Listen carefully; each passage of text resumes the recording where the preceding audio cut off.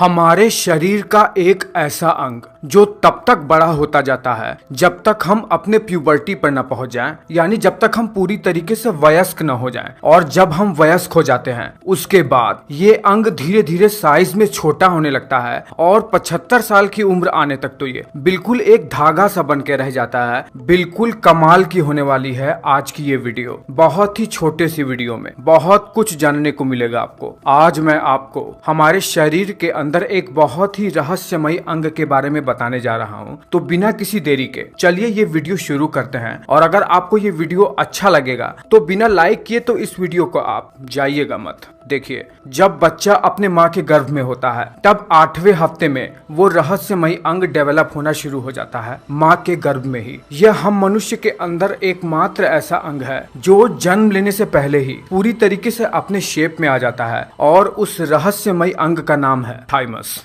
Thymus एक lymphoid organ है जिसका काम हमारे शरीर में इम्यूनिटी के लिए बहुत ही ज्यादा इंपॉर्टेंट है, बहुत ही ज्यादा। और साथ ही साथ ये एक ग्लैंड भी है जो हार्मोन रिलीज करता है। देखिए, जैसे ही एक बच्चा पैदा होता है तो वो एक वेल शेप्ड परिपक्व थाइमस ग्लैंड के साथ पैदा होता है। उस समय इस थाइमस ग्लैंड का वजन लगभग 10 से 15 ग्राम तक होता है। लेकिन यह बच्चा जैसे जैसे ही बड़ा होता जाता है 18 से 21 साल तक का, वैसे ही यह थाइमस ग्लैंड अपने फुल मैच्योरिटी में आ जाता है और लगभग 30 से 40 ग्राम तक वजन में हो जाता है। थाइमस ग्लैंड एक बाइलोब्ड ऑर्गन है, यानी इसमें 2 लोब होते हैं। ये बिल्कुल हमारे फेफड़ों के बीच में हमारे पसलियों को जोड़ने वाले हड्डी स्टर्नम के पीछे और बिल्कुल जहाँ पर गला खत्म होता है ठीक वहीं पर स्थित होता है। ये थोड़ा पिंकिश ग्रे रंग का होता है और इसके ऊपर उभरे हुए लोब्यूल्स भी होते हैं। जब हम इस थाइमस ग्लैंड को काट के देखेंगे तो हम पाएंगे कि यह कुछ भागों में बटा हुआ होता है जिसे ट्रेबेक्युलाई कहते हैं। और इसी ट्रेबेक्यूल में इसके बीच के भाग को मेडुला कहते हैं और इसके पेरिफेरल वाले भाग को कॉर्टेक्स कहते हैं। देखिए,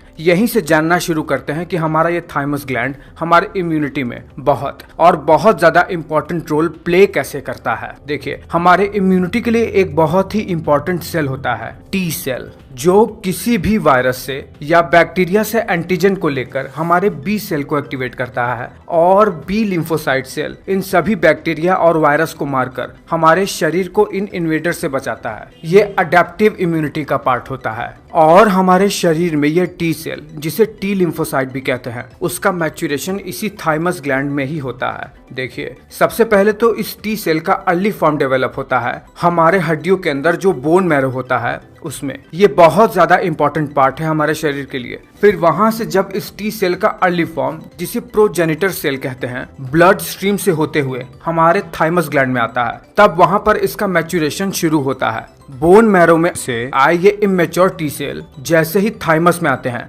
थाइमस इन्हें मैच्योर करने के लिए कुछ हार्मोन्स के जरिए इन इमेच्योर टी सेल को सिग्नल देता है अपने ऊपर रिसेप्टर डेवलप करने के लिए। जो टी सेल रिसेप्टर डेवलप नहीं कर पाते या जो mature T cell receptor develop करने के बाद स्पेसिफिक प्रोटीन के साथ बाइंड होने की कैपेबिलिटी नहीं रखते हैं, उन्हें थाइमस एलिमिनेट कर देता है। उसके बाद जो बचे हुए टी सेल होते हैं वो हमारे शरीर में ही हमारे हेल्दी सेल को टारगेट करने लगते हैं, जिससे हमें ऑटो इम्यून की बीमारी भी हो सकती है। ऐसे सेल को भी थाइमस एलिमिनेट कर देता है और बाकी जो मैच्योर टी सेल होते हैं उन्हें ही ब्लड स्ट्रीम में रिलीज कर दिया जाता है। और अब ये मैच्योर टी सेल हमारे शरीर में किसी भी प्रकार के इन्फेक्शन से लड़ने के लिए तैयार हैं। इनफैक्ट जितने भी टी सेल थाइमस में मैच्योर होने को आते हैं उनमें से केवल 1% ही ब्लड स्ट्रीम में रिलीज किए जाते हैं। देखिए, मैंने आपको बताया है कि थाइमस ग्लैंड एक नवजात बच्चे से लेकर हमारे प्यूबर्टी तक डेवलप होता है। तब तक बच्चों और किशोरा अवस्था वाले लोगों में इम्यूनिटी बहुत ज्यादा मजबूत रहती है। उदाहरण के लिए इस कोरोना वायरस को ही देख लीजिए। इसमें आप छोटे बच्चे या किशोरा अवस्था वाले लोगों को कम प्रभावित ही देख पाएंगे, क्योंकि इन एज ग्रुप वाले लोगों के अंदर थाइमस ग्लैंड अपने पीक पर होता है। वही जैसे जैसे व्यक्ति का उम्र बढ़ता जाता है वैसे वैसे शरीर में इन टी सेल की जरूरत नहीं होती है। इसीलिए थाइमस ग्लैंड प्यूबर्टी के बाद धीरे धीरे डिक्रीज होना शुरू कर देता है और 75 साल के आने तक तो ये केवल फैट की एक लेयर बन के रह जाता है, एक धागा सा बन के रह जाता है। इसीलिए तो छोटे बच्चे और किशोर लोगों पर वायरस और बैक्टीरिया का खतरा रिलेटिवली कम होता है।